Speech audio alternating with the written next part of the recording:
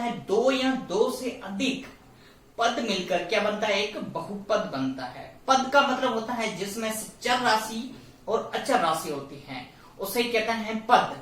जैसे 4 खुद भी एक पद होता है, 3 भी खुद एक पद होता है, लेकिन 4x 5x 5y 6z ये सारे क्या होते हैं, पद होते हैं। अगर इसमें से ऐसी कंडीशन से कि दो या दो से अधिक पद मिलकर क्या बनेगा, एक बहुपद बनता है। क्या बनता है, बहुपद बनता है। तो अपन देखते हैं कि आगे क्या होता है इसमें से, वो देखें। सबसे पहले आपको पढ़ना है चर राशि। क्या पढ़नी है, चर राशि। चर राशि होती है x, y, z and t, मतलब और t और t, ये सारी क्या होती है, चर राशि होती है। चर राशि का मान हमेशा क्या होता है, परिवर्तन होता रहता है, कोई मान फिक्स नहीं होता है। मतलब x बराबर 3 भी आ सकता है, x बराबर 4 भी आ सकता है। तो ऐसे करके अपने पास जो मान होते हैं चर राशि के, वो हमेशा क्या होते हैं, परिवर्तन होते रहते हैं। तो अपन लिखेंगे फिक्स मान नहीं होता है, फिक्स मान नहीं होता है, मतलब परिवर्तन होता रहता है। उसके बाद आता है अचर राशि। अचर क्या होता है, ए बी एंड मतलब और सी, ये सारे क्या होती है, अचर राशि। अचर राशि में क्या होता है, मान परिवर्तन नहीं होगा। इसमें तो क्या है, फिक्स मान नहीं होता है, इसमें से क्या होगा, फिक्स मान होगा, फिक्स मान होता है। और जो अचर राशि होती है वो कांस्टेंट होती है, मतलब स्थिर होती है। मतलब क्या होता है, कांस्टेंट मतलब स्थिरांक होती है। क्या होती है,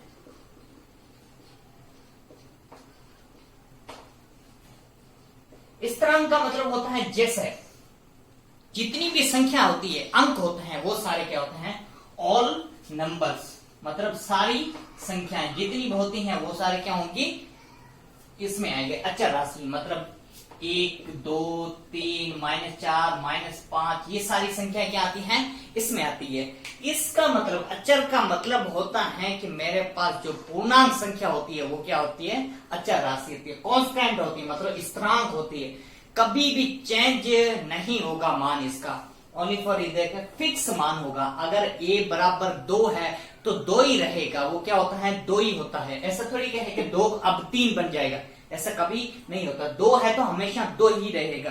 तो ये कह रहा है कि फिक्स मान होता है, मतलब कांस्टेंट होता है, कभी परिवर्तन नहीं होता है। परिवर्तन नहीं होता है तो उससे क्या बोलते हैं, अपन संख्या बोलते हैं। मतलब अंक और संख्या दोनों मिलकर क्या बनती है, एक पूर्णांक बनती है। पूर्णांक को क्या बोलते हैं, अचर राशि बोलते हैं। क्लियर है, यहां तक कोई डाउट नहीं है, गुड। अब आता है मेरे पास चर राशि और अचर राशि मिलकर क्या बन गया, बहुपद बन गया। बहुपद बनने के बाद बहुपद के प्रकार क्या लिखेंगे, बहुपद के प्रकार।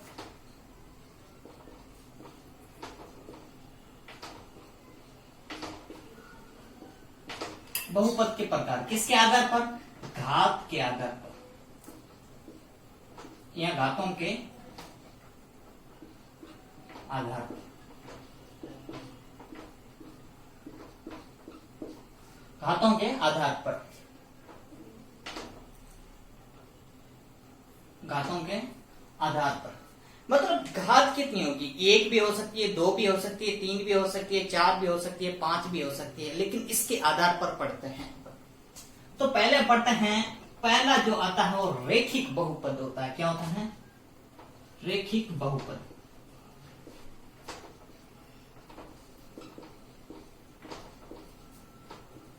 क्या होता है, रेखिक बहुपद। रेखिक बहुपद का मतलब ये होता है जिसमें से एक चर राशि होती है एक्स वाई जेड, उसकी घात कितनी होगी, 1। पूरा डिटेल में पढ़ेंगे। उसके बाद आता है द्विघात बहुपद।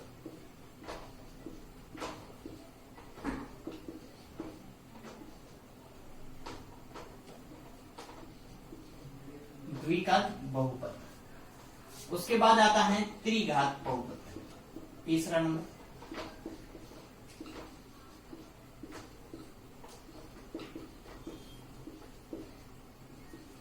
त्रिघात बहुपद। उसके बाद आता है चौथा, क्या होता है चौथा, मोस्ट इंपोर्टेंट चौथा ही है, उसको पढ़ा जाएगा शून्यकों के आधार पर।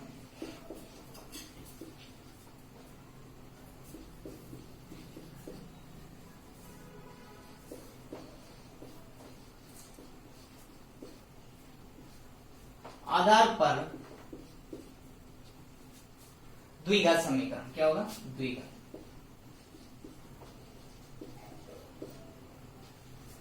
शून्यों के आधार पर द्विघात बहुपद पढ़ेंगे, क्या पढ़ेंगे द्विघात बहुपद। हमेशा शून्यों के आधार पर द्विघात ही पढ़ा जाता है, द्विघात बहुपद ही पढ़ा जाता है शून्यों के आधार पर। तो इसमें से अब सारी डिटेल से अपन को पढ़ना पड़ेगा, पहले रैखिक बहुपद, फिर द्विघात बहुपद, फिर त्रिघात बहुपद, उसके बाद शून्यों के आधार पर द्विघात बहुपद। क्लियर? इसमें पहला ऑप्शन क्या आता है रैखिक बहुपद।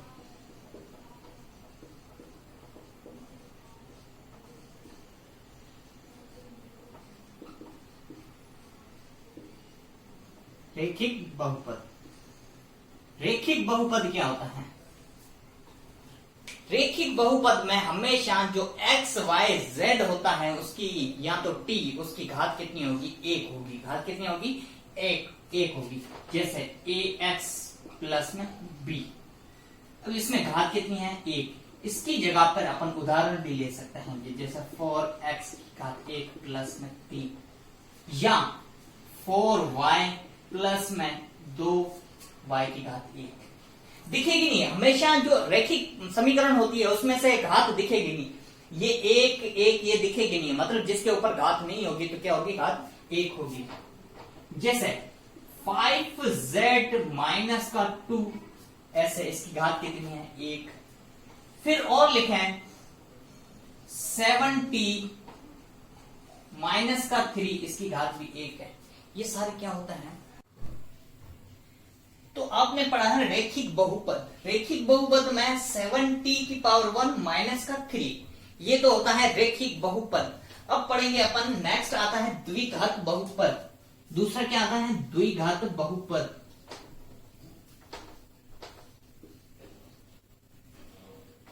द्विघात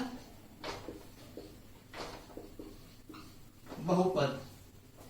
द्विघात बहुपद में क्या होता है? जिसमें से x या y या t या z इसकी घात कितनी होगी? 2 होगी, वो क्या होता है?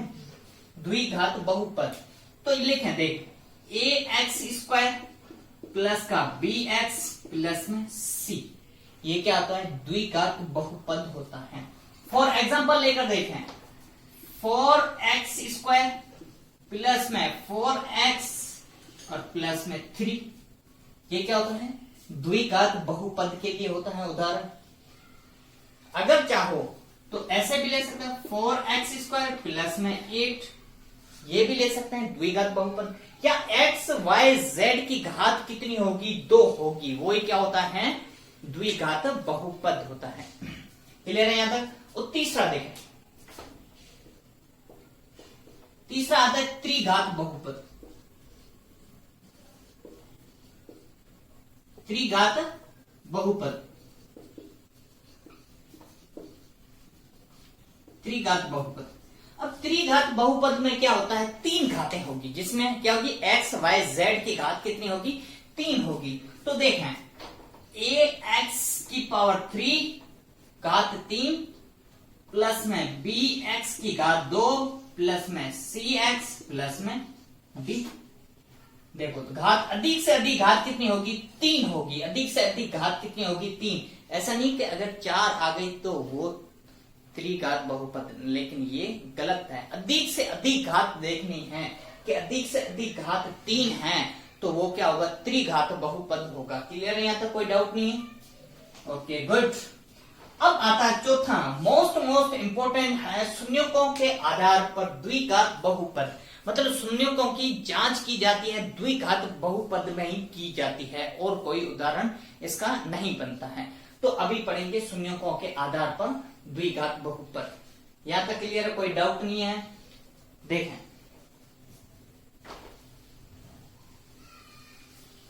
अब पढ़ेंगे शून्यकों के आधार पर द्विघात। समझ लें डिटेल से, अच्छे से। फोर्थ पॉइंट मोस्ट इंपोर्टेंट, पूरे चैप्टर में काम आने वाला आपको। द्विघात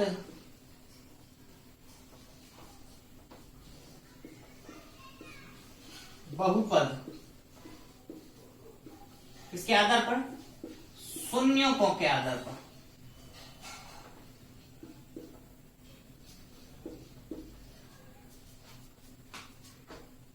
आधार पर शून्यकों के आधार पर।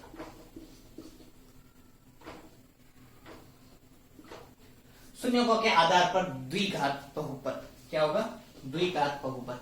अभी आपको बताया शून्यकों के आधार पर द्विघात बहुपद क्या होता है? ए एक्स स्क्वायर प्लस का बी एक्स प्लस का सी। इस समीकरण से सब कुछ बनेगा। कैसे क्या किया जाता है, शून्य कैसे निकाला जाता है, और इसमें जो समीकरण में चर राशि कौन सी होती है और अचर राशि कौन सी होती है, वो बात करते हैं। लिखा मैंने ए एक्स स्क्वायर प्लस का बी एक्स प्लस में सी। ये देखो, अगर मेरे पास सी जो दिख रहा है यहां पर, ये क्या होता है? कांस्टेंट, मतलब अचर राशि है। क्या है? ए बी सी, जहां पर ए बी सी क्या होती है? अचर राशि होती है। क्या होती है? अचर राशि। क्लियर है, कोई डाउट नहीं है यहां तक? अब देखो, एक्स स्क्वायर का गुणांक क्या होता है? ए होता है। क्या होता है? एक्स स्क्वायर का गुणांक क्या होता है? ए होता है। एक्स स्क्वायर का गुणांक क्या होता है? ए होता है। उसके बाद आता है बी, मीन एक्स का गुणांक। किसका होगा? एक्स का गुणांक। एक्स का गुणांक क्या होता है? बी। और लास्ट में आता है कांस्टेंट, मीन अचर। अचर खुद अकेला ही होता है। क्या है वो? सी। इस तीनों के आधार पर पूरा शून्याक निकालेंगे। क्या निकालेंगे? शून्याक निकालेंगे। अब पहले तो होता है शून्यकों का योगफल, उसके बाद होता है शून्यकों का गुणनफल। पहला होता है, पहला पॉइंट देखो, आपको पहले क्या करना है? एक्स स्क्वायर का गुणांक लिखना है ए, एक्स का गुणांक क्या लिखना है? बी। अचर राशि क्या है? सी है या नहीं? देखो, एक्स स्क्वायर का गुणांक क्या होगा? ए। एक्स का गुणांक क्या होगा? बी। और सी क्या है? एक अचर। नेक्स्ट पढ़ेंगे शून्यकों का योगफल।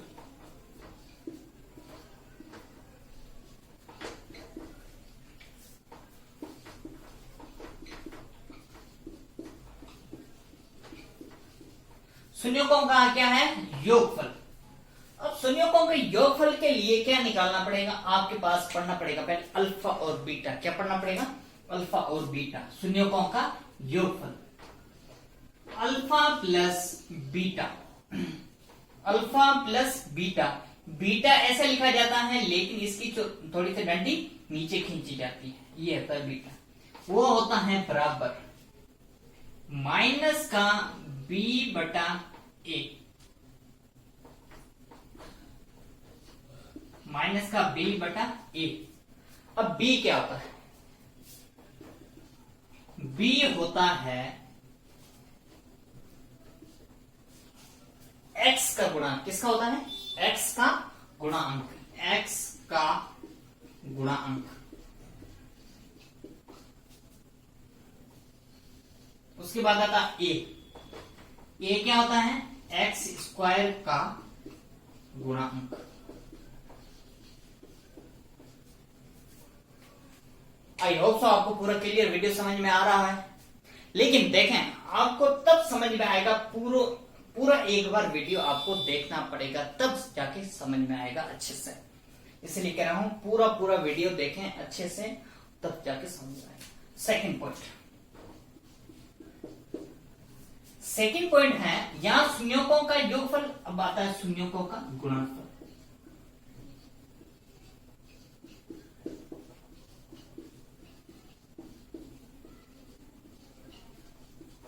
शून्यों का गुणनफल ये क्या होता है वो देखिए। शून्य कौन से हैं? Alpha plus beta. अब क्या आएगा? अल्फा गुणा बीटा बराबर सी बटा ए। सी क्या बनता है? तो देखें, सी होता है अचर राशि। क्या होती है? अचर। और जो ए होता है वो तो पता ही है आपको, एक्स स्क्वायर का गुणांक।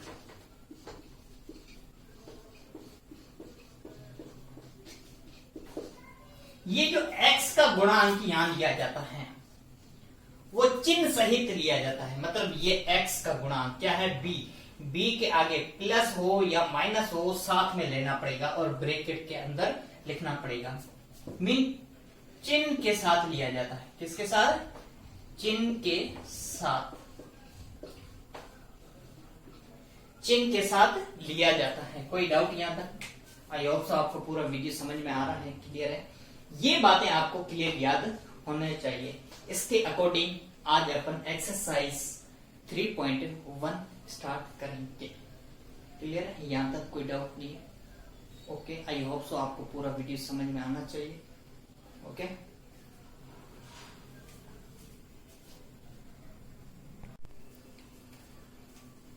प्रश्नावली 3.1 उसका पहला क्वेश्चन, द्विघात बहुपद के शून्य ज्ञात करो। शून्यकों तथा गुणांकों के बीच की सत्यता की जांच करनी है आपको। क्वेश्चन पहला देखें। हमेशा देखो, द्विघात बहुपद की जांच करने के लिए सबसे पहले आपको देखना है कि x की घात कितनी आना चाहिए? 2 आना चाहिए। इसमें भी 2 है, इसमें भी 2 है, इसमें भी 2 है, इसमें भी 2 है, इसमें भी 2 है। सब में क्या है? x की घात 2 है। तो इसको हल करते हैं। क्वेश्चन नंबर पहला ही को हल करते हैं। 4x स्क्वायर प्लस में 8x है। बहुत इजी तरीका आपको मैं बता रहा हूं, इसके अकॉर्डिंग करना आपको कैसे किया जाता है। अगर 2 पद होते हैं तब कैसे किया जाता है और 3 पद होते हैं तब कैसे किया जाता है। तो 2 पद के लिए इसको तो क्या लिखो? 4 गुणा में x गुणा x लिख सकते हैं। प्लस में 8 को क्या लिख सकते हैं? 4 गुणा 2 गुणा में x लिख सकते हैं इसको या नहीं? हाँ, गुड। यहां 4 है, यहां पर भी 4 है, यहां x है, यहां पर भी x है। तो कॉमन क्या आ गया? 4x तो कॉमन आ गया। पीछे क्या? 4x तो यहां से बाहर आ गया, 4x तो यहां से बाहर आ गया। पीछे यहां पर x बचा और यहां पर क्या बचा? प्लस का 2 बचा। और बराबर में क्या लगाना आपको? 0। क्या लगाना है? बराबर में 0। अपन ने पढ़ी थी द्विघात समीकरण क्या थी?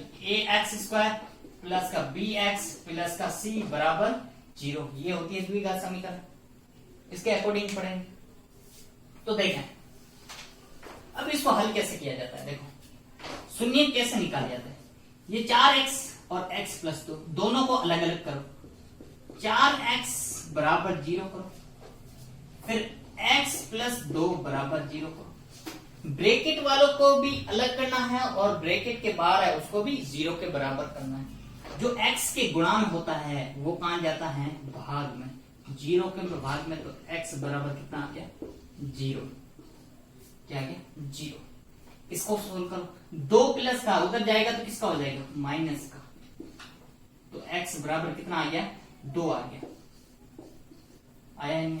ये जो पहला होता है वो अल्फा होता है, ये क्या होता है? बीटा। आपकी इच्छा है, जिसको मानो, इसको अल्फा मानो, इसको बीटा मानो, या बीटा मानो या अल्फा मानो, आपकी इच्छा। मैंने माना इसको अल्फा। क्या माना इसको? अल्फा। और इसको माना बीटा।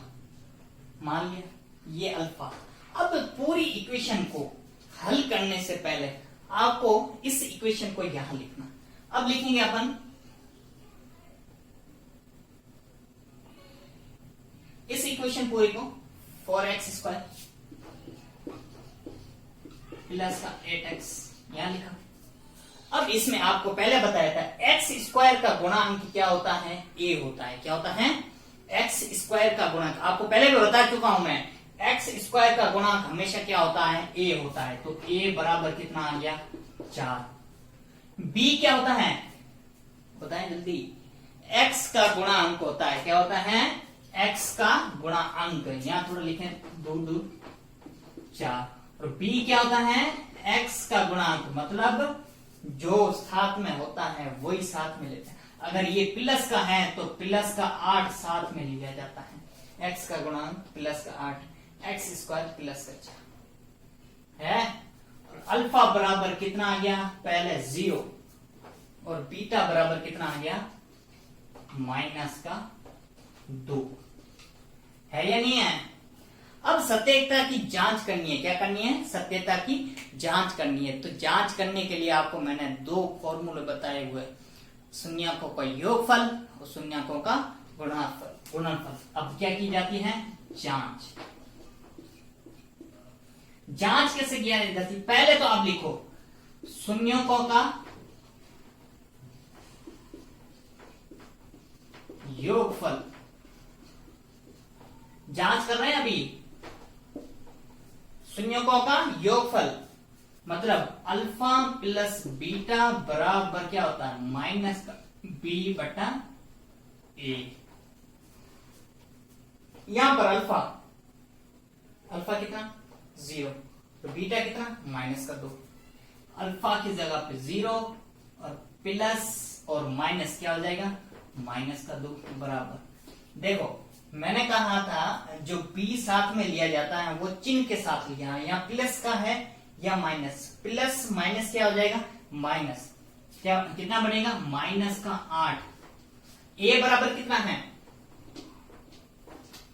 a बराबर कितना है 4, यहां लिखा है 4। तो देखो 0 में से 2 जा सकते हैं क्या, नहीं जा सकते हैं। तो इसको मैं क्या लिख सकता हूं माइनस का 2।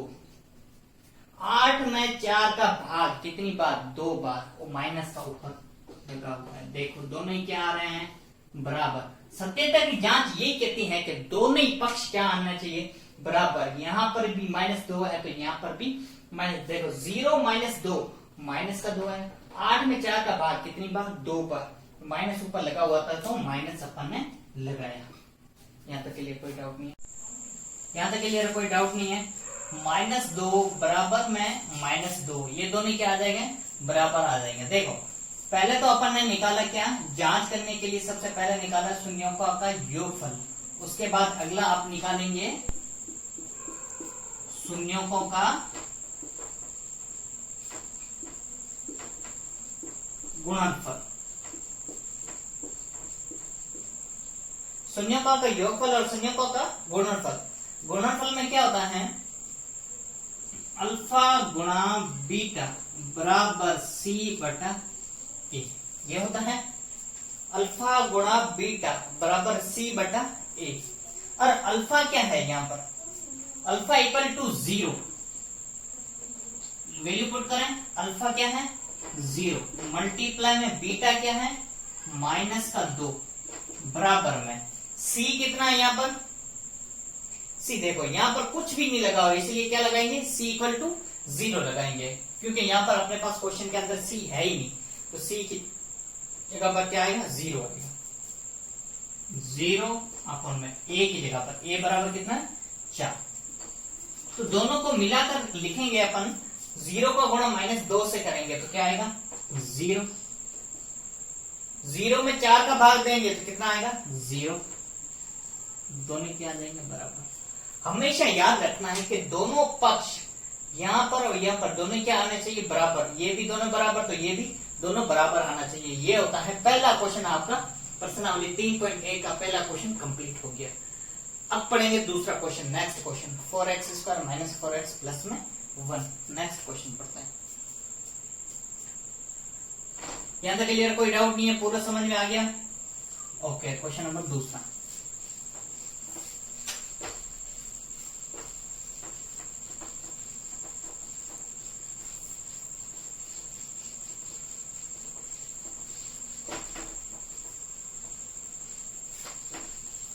क्वेश्चन नंबर दूसरा देखें। 4x² माइनस का 4x प्लस में 1, ये है दूसरा क्वेश्चन। इस क्वेश्चन को देखो, उसमें पहले वाले क्वेश्चन में 2 पद थे, इसमें क्वेश्चन में कितने पद है? 3 पद है। अब 3 पद होते हैं तब कैसे किया जाता है? तो पहला पद और लास्ट वाला पद दोनों को एक तरफ लिखा जाता है, मतलब गुणा किया जाता है। तो लिखें इसको 4x² का गुणा किससे करेंगे? अंतिम पद, पहला पद और अंतिम पद दोनों का गुणा, मतलब 1 हो गया। दोनों का गुणा कितना आ जाएगा? 4x²। अब इसके टुकड़े बनाने, टुकड़े कैसे बनाएंगे? तो 4 के पहले टुकड़े बनाओ, यहां लिखो 4। 2 के पारे में कितनी बार? 2 बार। 2 के पारे में कितनी बार? 1 बार। कितने बने टुकड़े? 2 के टुकड़े बने, 4 के, ये 2 के। और अब देखो टुकड़े तो 2 बने, हमेशा याद रखना है कि ये टुकड़े जोड़ने और घटाने पर, जोड़ने या घटाने पर, यहां माइनस लगा होता है तो मतलब घटाने वाला, यहां प्लस का लगा होता है तो मतलब जोड़ने वाला। जब इन दोनों का अपन योग करते हैं तो कितना आना चाहिए? 4 आना चाहिए। इन दोनों का योगफल कितना आना चाहिए? 4 आना चाहिए। और गुणा करने पर भी कितना आना चाहिए? 4 आना चाहिए।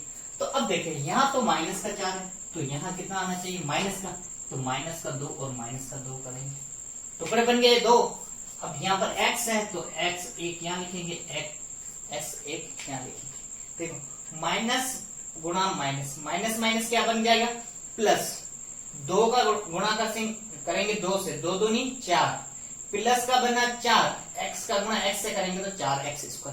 अब यहाँ देखें, अब इन दोनों को जोड़ो, इन दोनों को जोड़ो, -2x माइनस 2x कितने बन जाएंगे? माइनस का 4x। ऐसा नहीं कि -4x² बनेगा, नहीं, गुणा थोड़ी कर रहे, जोड़ रहे हैं, तो माइनस का 4x बनेगा। तो ये तो बने टुकड़े। अब मेरे को ये बताओ 4x², इस बीच वाले की जगह पर अपन ये टुकड़े रख सकते हैं, माइनस का 2x और माइनस का 2x प्लस का 1।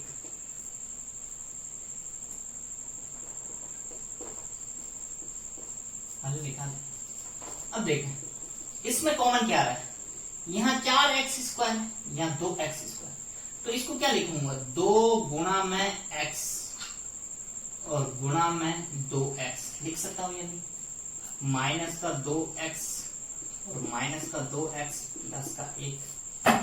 2x यहां पर दिख रहा है और 2x यहां पर, तो 2x कॉमन ले लो। 2x एक बार आ गया, पीछे 1 2x बचेगा, इक्वल टू में क्या लगाना है? 0। यहाँ 2x बचेगा, 2x बाहर आ गया, पीछे क्या बचा? 2x। यहाँ 2x पूरा बाहर आ गया तो माइनस का 1 बचेगा। मतलब वापस गुणा करने पर भी वही आना चाहिए। देखो 2x का गुणा इससे करेंगे तो 2x गुणा में 2x आएगा, फिर 2x का 1 से गुणा करेंगे तो 2x आएगा। अब यहाँ पर कॉमन क्या आएगा? यहाँ पर कुछ भी नहीं है, कुछ भी नहीं होता है तो मतलब मेरे को ऐसा ऐसा पद बनाना है, तो कॉमन क्या? तो यहाँ 2 है, यहाँ 2 है क्या? यहाँ x है, यहाँ x है क्या? नहीं है, कुछ भी नहीं होता है तो -1 कॉमन आता है। क्या आता है? 1 आता है। अब देखो यहाँ मेरे को प्लस की जगह पर क्या बनाना है? माइनस, क्योंकि यहाँ माइनस है तो यहाँ पर भी क्या बनाना पड़ेगा? माइनस। तो माइनस मैंने कॉमन ले लिया, ये आ गया माइनस। माइनस जो कॉमन लेते हैं उसको देखो, माइनस गुणा माइनस क्या बन जाएगा? प्लस। मीन 2x किसका हो जाएगा? प्लस। फिर माइनस गुणा प्लस क्या बन जाएगा? माइनस का 1 बराबर में 0। कोई डाउट यहाँ तक? अब दोनों ब्रैकेट वाले क्या है? सेम है, दोनों को कॉमन ले लो। 2x माइनस का 1, यहाँ 2x बचा हुआ, यहाँ -1 बचा हुआ, 2x माइनस 1 बराबर में क्या बचेगा? 0। रीजन क्या है इसका? देख 2x माइनस 1 ब्रैकेट दोनों सेम, इसलिए कॉमन लिया तो बाहर आ गया, पूरा बार, ये भी बाहर आया, ये भी बाहर आया, पीछे क्या बचा? 2x माइनस 1 बराबर 0। अब इन दोनों को क्या करना है? 0 के बराबर। 2x माइनस 1 बराबर 0 करना है, 2x माइनस 1 बराबर 0। x यहाँ 1 को उधर भेजो, प्लस का 1, यहाँ 2x को उधर, 2x में 1 को उधर भेजो, प्लस का 1। x के जो गुणा में है कहाँ जाता है? 1/2। यहाँ जो x के गुणा में कहाँ जाएगा? 1/2 बन जाएगा। कोई डाउट यहाँ तक? तो ये तो हो गया अल्फा और ये हो गया beta. According to question, question के अकॉर्डिंग किया जाता है, तो कैसे किया जाता है वो देखें। अब क्वेश्चन के अकॉर्डिंग, यह है क्वेश्चन क्या है, 4x² माइनस का 4x प्लस में 1, 4x² माइनस का 4x प्लस का 1 according to question. According to question के मतलब प्रश्न अनुसार। तो यहां पर a बराबर मेरे पास क्या होगा, 4 होगा, b बराबर माइनस का 4 होगा, c बराबर 1 होगा या नहीं होगा, c बराबर 1 प्लस का, यहाँ अल्फा बराबर 1/2 और बीटा बराबर 1/2। सारी संख्या दी गई है, देखो मान वैल्यू दी गई है, आपको क्या करना है, शून्यों का योगफल और शून्यों का गुणनफल ज्ञात करना है। शून्यों का पहला पॉइंट है शून्यों का योगफल।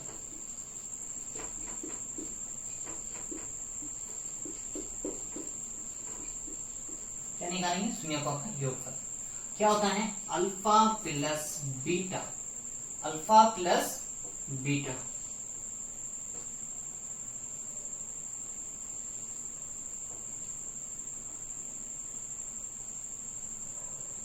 बराबर में माइनस बी बटा ए। ये होता है alpha plus beta. Alpha plus beta आपके पास क्वेश्चन के शून्यों का योगफल क्या होता है, alpha plus beta minus B बटा ए। अल्फा क्या है 1/2 प्लस में बीटा क्या है 1/2 बराबर माइनस किसका, फॉर्मूले का, किसका माइनस है, फॉर्मूले का। b कितना, क्वेश्चन के अंदर b कितना है, माइनस का 4, a कितना 4, ये पड़ा 4, हल करो इसको, 1/2 प्लस में आधा प्लस आधा कितना होता है 1 बन जाता है, माइनस माइनस क्या हो जाएगा प्लस, प्लस हो जाएगा ये प्लस, 4 में 4 का भाग कितनी बार, 1 बार जाता है, तो ये हो गया 1, दोनों क्या आ जाएंगे बराबर। देखो आधा प्लस आधा कितना हो गया 1, 4 में 4 का भाग कितनी बार 1 बार, और माइनस माइनस क्या बन जाएगा प्लस का, बराबर आ गए दोनों। अब निकालना दूसरा पॉइंट, शून्यों का गुणनफल क्या होगा, अल्फा गुणा बीटा बराबर c बटा ए। c यहां पर कितना 1, अल्फा गुणा बीटा कितना 1/2 गुणा में 1/2 बराबर में c कितना 1, a कितना 4। देखो ये वैल्यू जो निकाली वही रख रहे हैं इसमें वैल्यू, 2 का गुणा 2 से, ऊपर का ऊपर से, नीचे का नीचे से, 1/4 बराबर 1/4, दोनों क्या आ जाएंगे बराबर। आई होप सो आपको पूरा वीडियो क्लियर समझ में आया होगा। ओके, कोई डाउट नहीं है यहाँ तक। सेकंड क्वेश्चन भी कंप्लीट हो गया, थर्ड क्वेश्चन इसके बाद